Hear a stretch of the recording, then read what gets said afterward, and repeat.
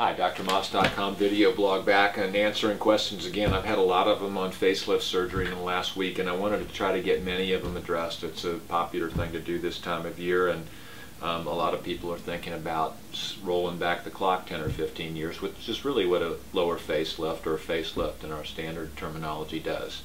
The most recent question was, how can I avoid getting a pulled look from a facelift, which all of us see when we watch TV and we see the celebs and we look at People in Us magazine, and these bad results are so common, and I'll tell you there's two reasons for them, and then I'll get back to that question.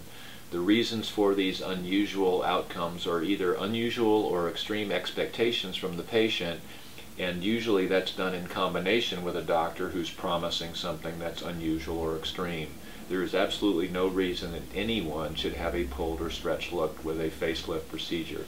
Facelifts are designed to make people look better, to roll back the ears, but they should look totally natural, restoring the jawline, the neck angle, and improving the wrinkles and creases around the mouth and cheek area.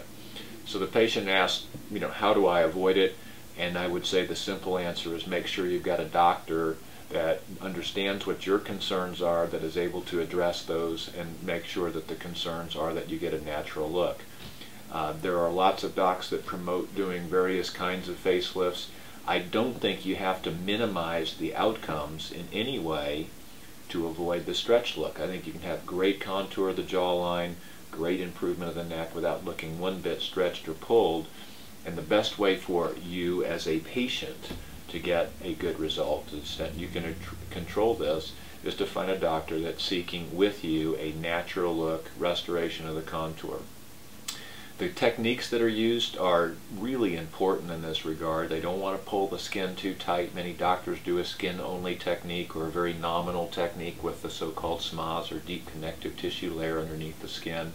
Those typically require a lot of skin tension to get good contour.